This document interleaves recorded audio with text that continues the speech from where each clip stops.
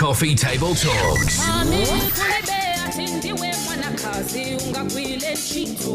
Coffee Table Talks with the girls on One Love Radio.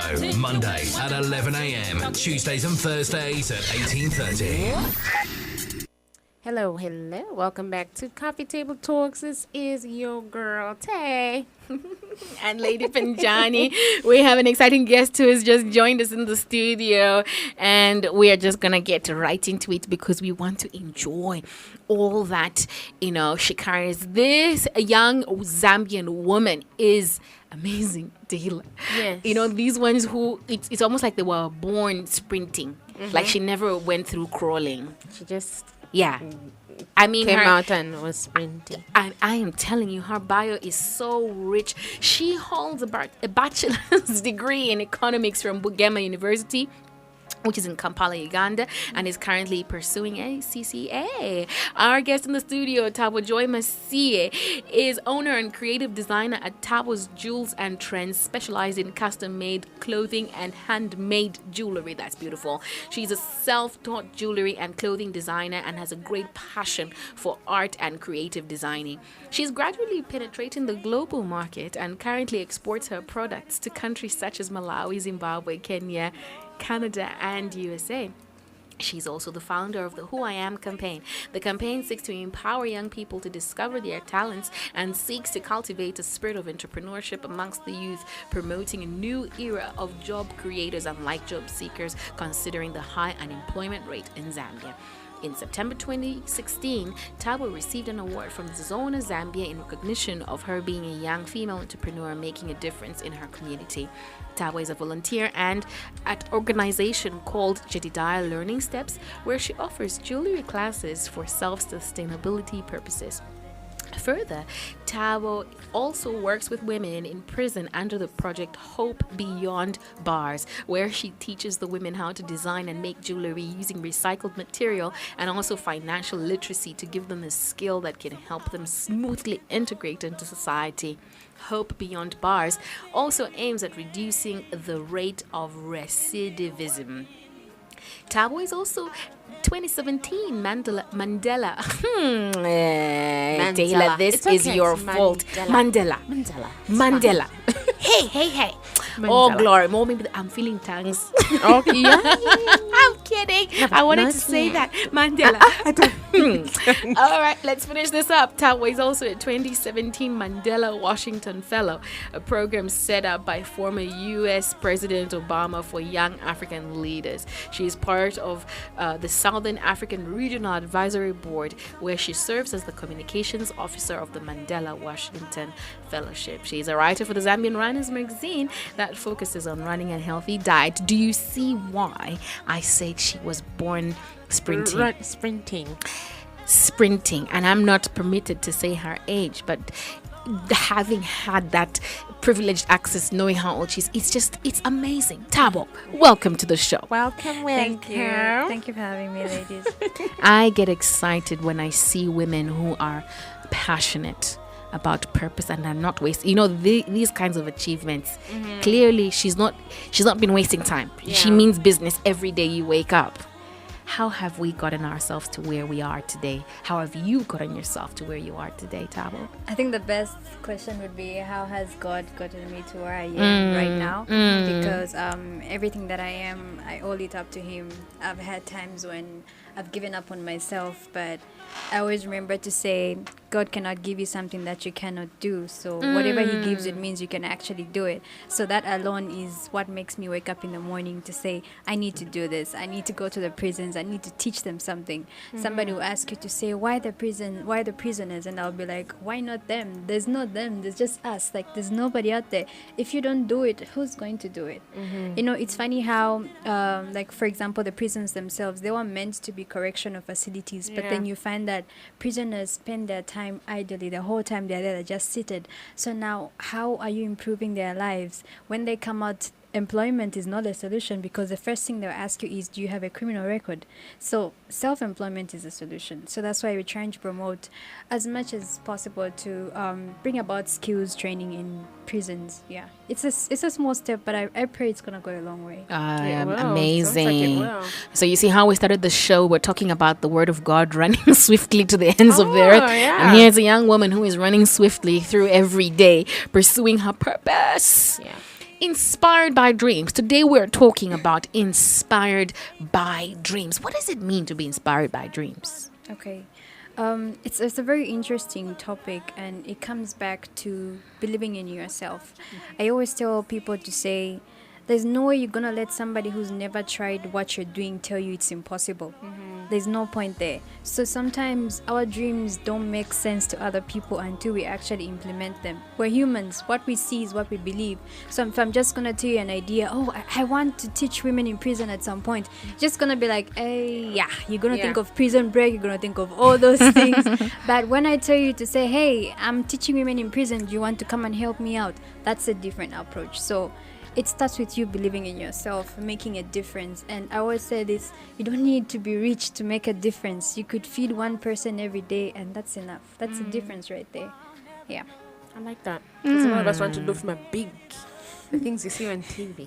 I know. After GLS, remember, we're like, Yeah. the one I know. Ifikalamba Yes. Because we always think making a difference requires a huge number of people. No, even when it comes to salvation, if you can just bring one soul to God, just one soul, that's enough. Good. Yeah.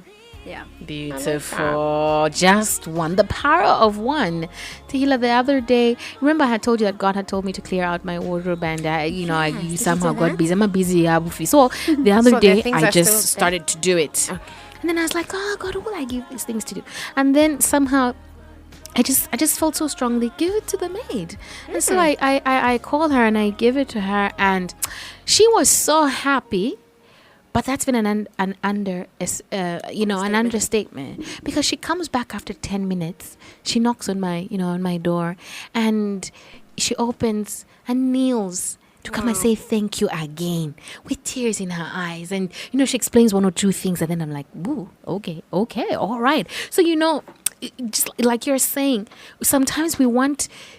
Even when we have clothes, we forget the ones who are close by.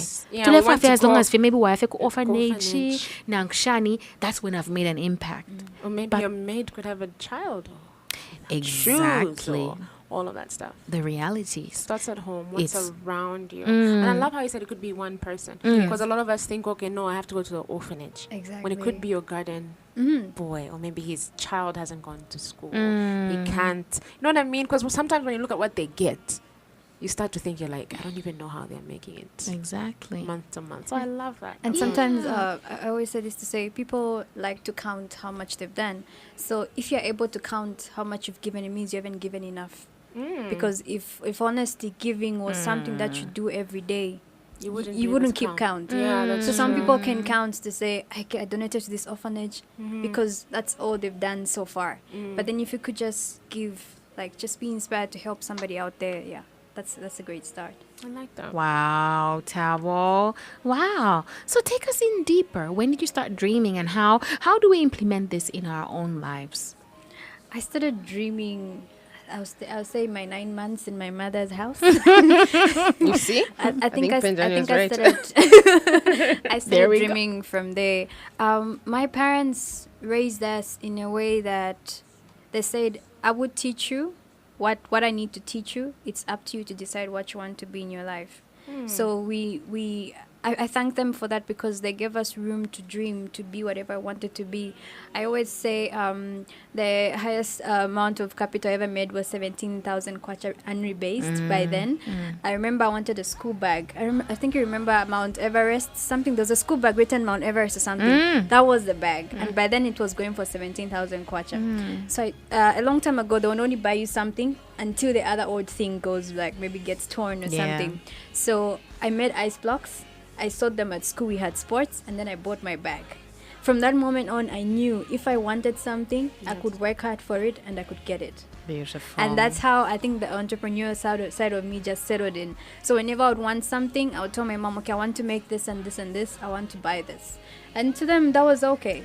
I didn't know how all this would build up into me just wanting to be an entrepreneur. And I would always tell my dad, say, yes, I'm going to study this, but at some point, I want something I can call my own. Like, I don't want to attach your name, Masia to everything. No, at some point, I want something to carry my name. And I always like to name anything that I do after me to say, I want my name to mean something. Yeah. Tahila. Yeah. My name. My name. Me. Not someone else. I love how it's back to you.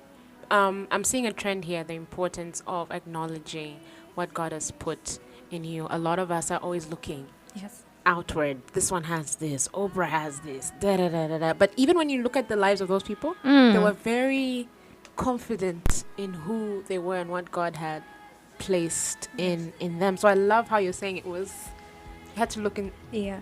And somebody asked me to say, do you ever unfollow people on Facebook? I said yes. There are certain people who that I know this is sound mean. Do that as well? But if I feel I like what you're doing, but there's something that I'm doing. If I continue seeing your posts coming up and down, I may lose direction of what I'm doing. I may start doing what you're doing. I will unfollow you. I believe in that personal space. Like, have a goal. Look at it, like, don't lose focus, just look at it. The same way we look at the cross, like, don't lose focus, because if you lose focus, you end up forgetting all your plans. So it starts with building up yourself. It starts with you understanding yourself. Most of us don't know what we are good at because we've never given ourselves a chance to actually find out what we are good at.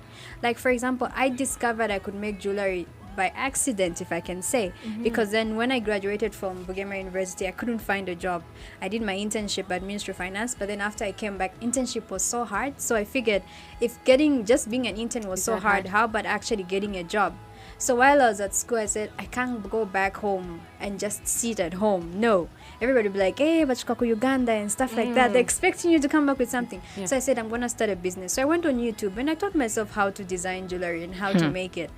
And if I had tried that earlier on, I'm sure Tabo's Jewels would have been something else. But I always believe God has a way in which He aligns things. I wouldn't have appreciated it more then, the more like the way I appreciate it right now. Yeah. Wow. I love, it's funny you're talking about unfollowing people. There's actually someone on Instagram, Finjan, who says, unfollow if you keep wanting to change. Yes. And Prophet just talked about that on Tuesday.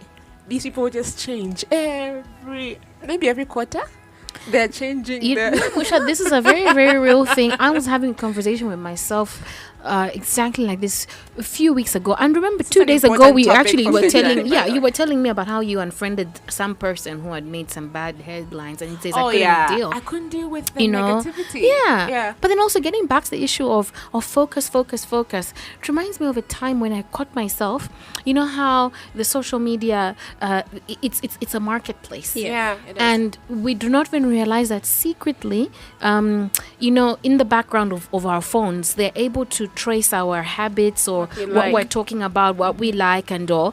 So I started to see a lot of adverts that appeal to me, so buy this mentorship program, buy this shiny, so I was clicking on all of them, and not realizing the more I'm clicking, the more options, the more they're sending me different, not just the same vendor, but different, different ones. So I even paid, to one of them. Did they even give me a refund? The chunk when it went, it was like a huge, chunk. And I'm telling you. But then anyway, I won't get into the dynamics of what happened and why I requested for a refund and all of that. But somehow Tabo and Tahira, I felt like I was all over, and I mean well, but then I'm not focusing. I'm not finishing one good thing, because before I finish this one, another advert comes and says, "Yeah, with Monica." I'm like, but a student in university who keeps changing their major. That actually reminds me of this concept that we have to say 99 jobs, right? Yes. I always tell people to say you can tap and tap and tap, but if none of those can sustain themselves, you can't call them jobs, because then people have this tendency of, you hear, no, I do flowers, no, I do church decor, I do shoes, I do what.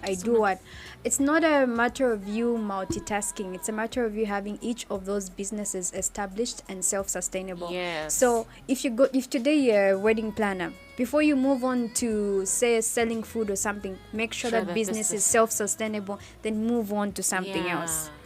Because we always hear people saying, no, 99 jobs, but then all these jobs depend on themselves, and without you, all of them collapse. So that's something that we also have to look at. Sorry, and that's 7 streams of income. I see a lot of people wanting to do that, and like you said, it's too early. Yes. This has to be intact, self-sustaining, then you move. Yes. You know, and even when you see these billionaires, it was something that they focused on, and because that thing was making money, they were able to actually shift and move somewhere else. And Penjani, when I'm like on Instagram, I love what you say. Although I don't follow people, unfollow, you can get distracted. You know, and even sometimes with just scripture and whatever, God could be telling you something. Why you see so and so this pastor? You're all over the place. You're like, oh, but did God say this? Blah blah blah. And now I'm seeing the importance of also just reducing the time on social media and not watching what everyone is doing, because we have this culture now of, oh, I'm doing this so everyone can see. And at some point you may actually feel like you're not doing enough. That's where the problem is, where you start to feel, social media people should be there to motivate you, but then when they get to a point where you start feeling like you're not doing enough, you need to just take a step back and realize to say your journey is not the same as anybody else's journey. It's different. Some people succeed within a short period of time. For some people, it takes them a long period of time. And somebody said, sometimes God will let you fall so that when he picks you up, he can remind you to say, I picked you up.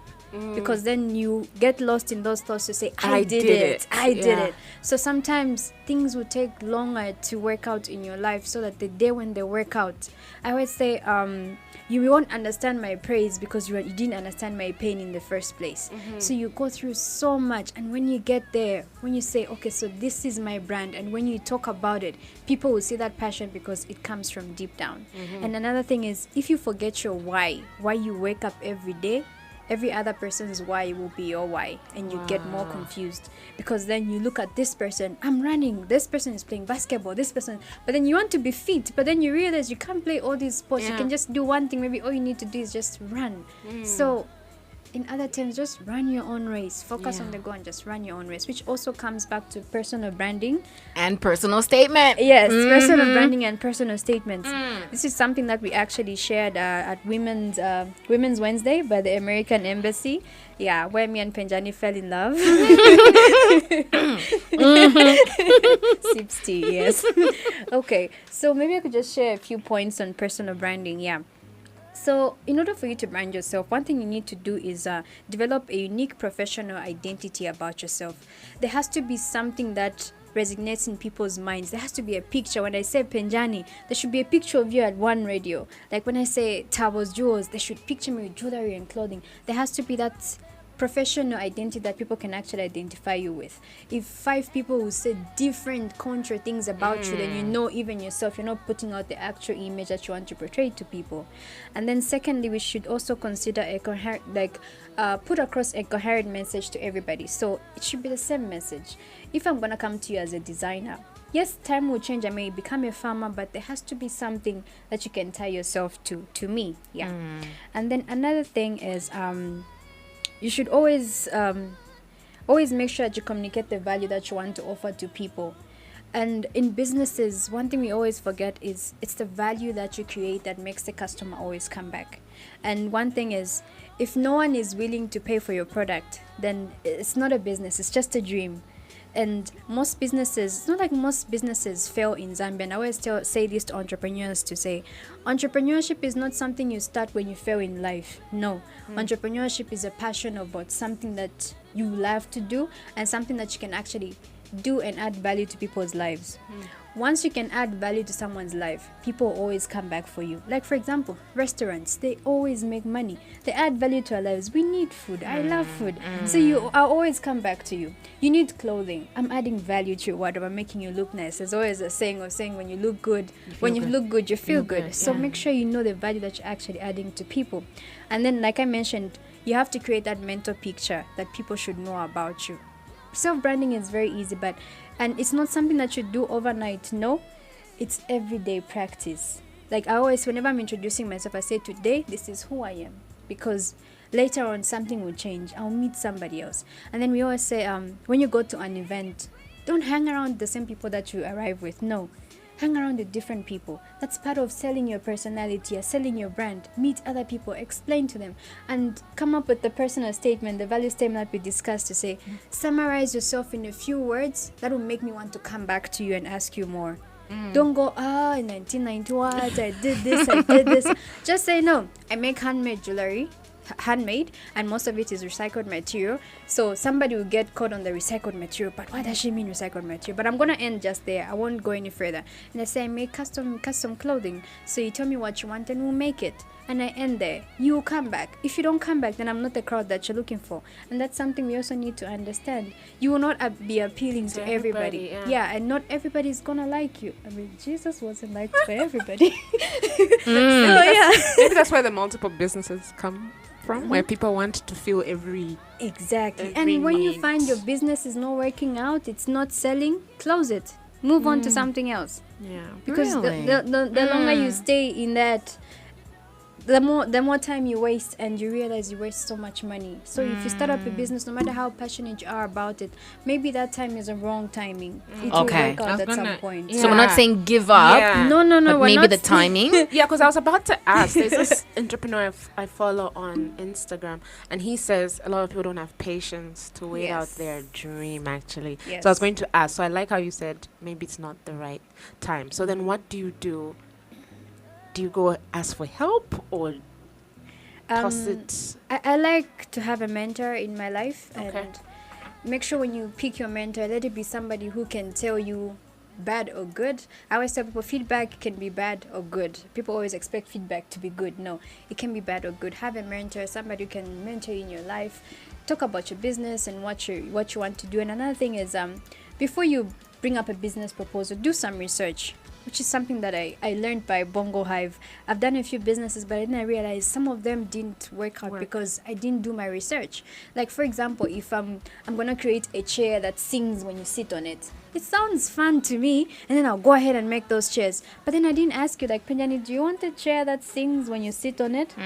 To me, it sounds good. And most of the ideas that, especially the one, you wake up at 1 a.m., you have this idea, and then just go ahead and invest in it. Ideas sound good. Especially now, kwata capital, kulaba kusamwa. A lot of things. No, like, buying handbags. But then a lot of people are buying handbags. How special are your handbags? Right. So that's something you need to consider. Think about it. Do your research. Ask people, guys, what do you need in this area? Is this the food okay? Is it this? Buy what people are lacking. And my dad always used to say,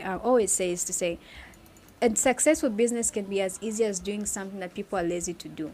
So if you're lazy to get up and go buy cupcakes from the next mall, I'll be the person who will go and buy them for you, and I'll bring value to you. It's those little simple things. They're simple, but they bring an income at some point. Yes. I'm loving this. I am loving this. Very, very practical, huh? And we said we are going down practical. We want to we're have using actual practical examples. Let's go in. I'll do the less talking.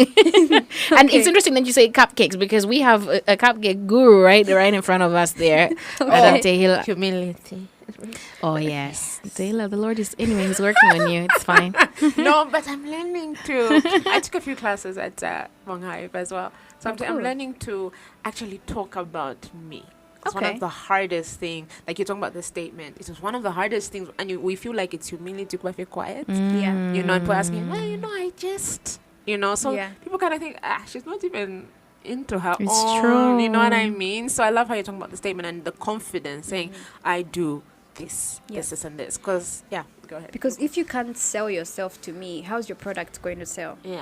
So if you come to me and say, hey, I make shoes that look like this, I'll be excited and I'll be picturing myself as you're saying everything. But then if you come to me and be like, okay, I started making shoes. And then Very apologetic. Suddenly nothing. Yeah. So, and I'm like that as well. Me, there's certain ways I'm like, I'm not feeling very sure with you. One thing, you know, like even when pricing, hey, like how much are the cakes? 250, but you can even get it for 100. Already you've lost the person. But then if you just go like, the cake is 250. But no, it's 250. The person will buy it. Your confidence, it's all about how you bring yourself out. And then another thing that we discussed was on planning the year was about the stick notes. Yeah. And that was a brilliant one. You wanna go into that. I enjoyed that one. So it's something that we picked up during the Mandela Washington Fellowship. So we discovered to say sometimes just writing points in your phone, in your diary is not enough. So I set it up. When I got back, I just said, I'm going to do this. So I bought stick notes, different colors.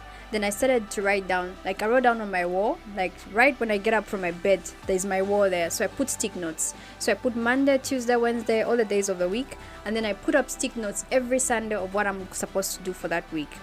And then if that week is loaded with things, every time I wake up, I see the stick notes. So it's irritating. It means I haven't done that much work. So, and every time I complete a task, I take off the stick note from the wall. So as the week goes by, it's really fun to take down that stick note off the wall, because then you know you've actually done some work. And then we always say, always make sure you have a strong end and not a weak end. So if it's Friday and you feel you haven't done enough, it means all that work that you didn't do during that week will accumulate to the next week. So that's double the work that you have to do. So it starts with disciplining yourself. And I like that point. We want to stay there just for 30 seconds because we in our country, when Wednesday comes, people are already smelling the weekend. Yes. Friday, Thursday, our sure. Friday, it's Friday in Jakarta.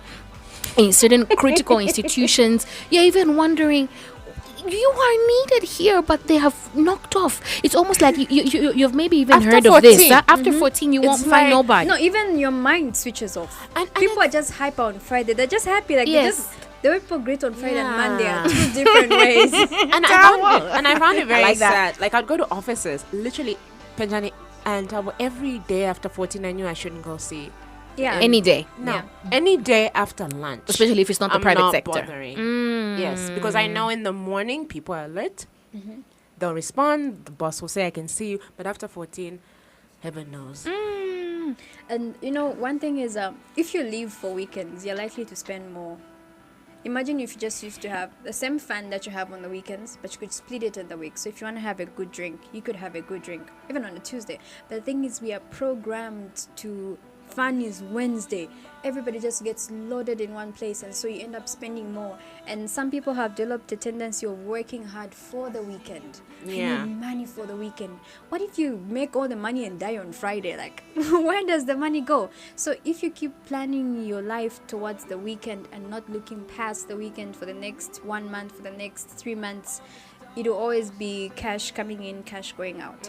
And so this is why the actual planning, we always say, before you make your long-term goals, have monthly goals, break it down to weekly goals, break it down to daily goals. Then you know you're going to achieve your dream.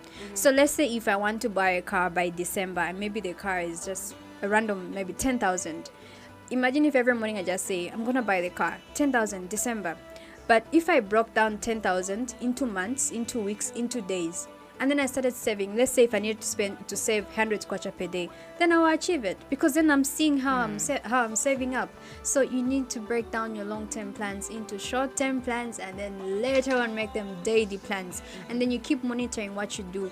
We keep saying, I want this kind of a future, but then you don't realize to say, whatever you do on each day, your effort on every day counts towards the future that you're working for. So if you sleep throughout the whole week, chances are you're going to sleep even the next week. And then that future will just never come. And they always used to tell us, you're the future leaders of tomorrow. No, we're the leaders of today. They never told us when tomorrow would come, but tomorrow is actually today. I like that, Tehila. I really like that. It reminds me of an excerpt. I'll pull out an excerpt from my book, which will be released in the next couple of months. And I said, there was a time in my life when it just mattered that I woke up in the morning and put in my best, but without actually having a very, very defined plan. Yes. And then you wake up one day, and the best way I could explain it was one day I find myself driving in South Africa, and my GPS shuts and I could not keep on moving. I had to park and in that moment it all came together. It says sometimes we're doing life, we're just going, and then we end up being like a driver in a foreign city without a GPS. So if you don't park, you will be going nowhere. but you're not even going to your destination. You will be going to anywhere, and in the process you've spent gas, you've lost time, you've lost money.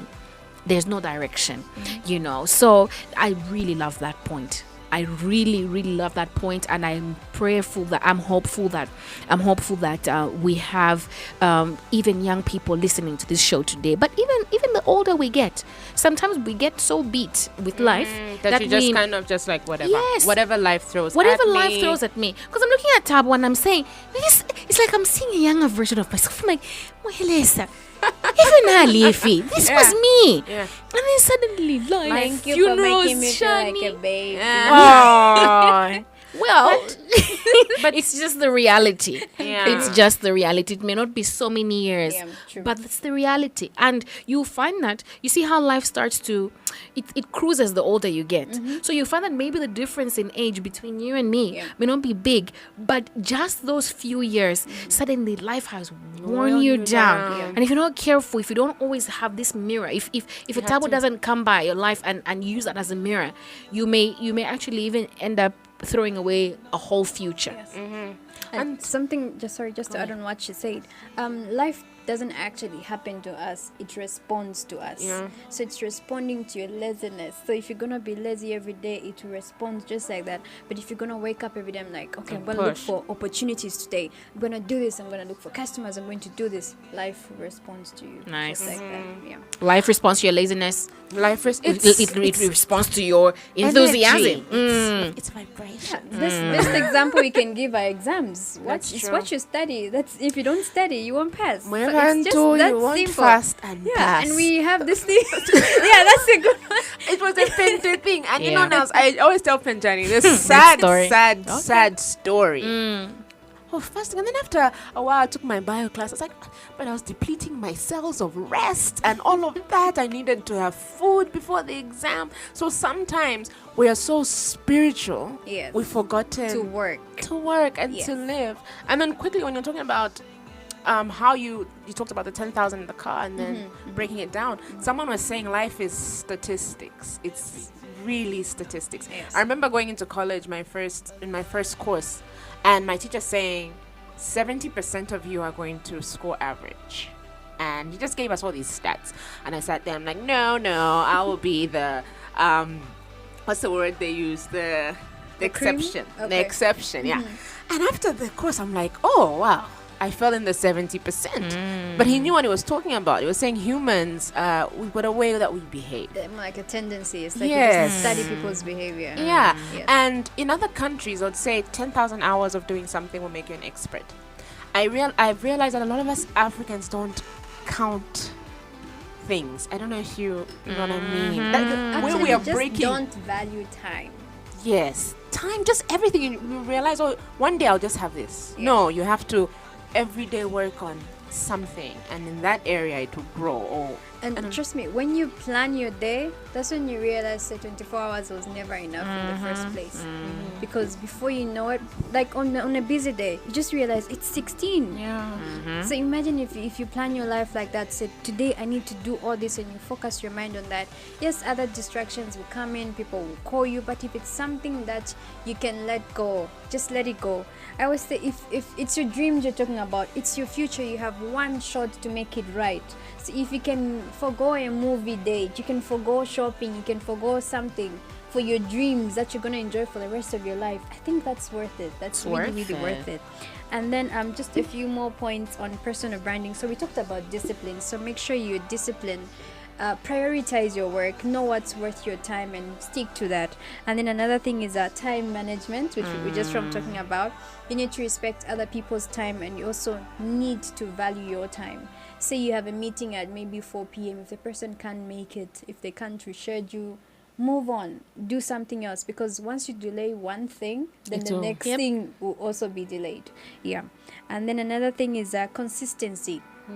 You need to know what you want to do and be consistent, because that already builds trust from other people. Like, for example, if let's just give a practical example of MTN. MTN provides us with internet. Next thing you hear, they're selling shoes. Tomorrow they're selling this, they're selling this. And then you're like, what is MTN? Like, people need to know you for something. So be consistent. And by being consistent with your dreams, you come up with a good strategy. You work towards that goal. And when you find what you're trying to do is not working, it could not be the right time.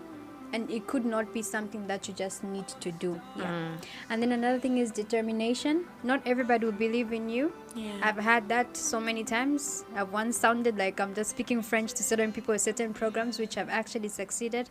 So be determined. And that passion about something that you love is what you sell to someone else.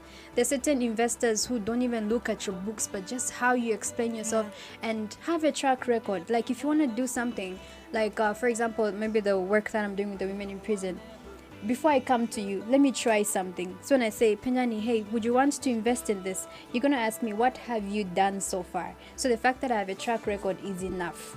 And then another thing is, you need some self-love. Believe in yourself.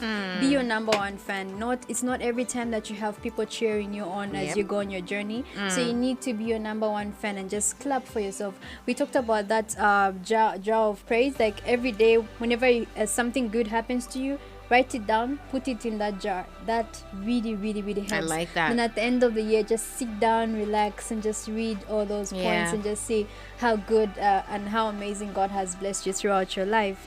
And then another thing is set realistic goals. Sometimes we set goals that are way beyond our power. Yes.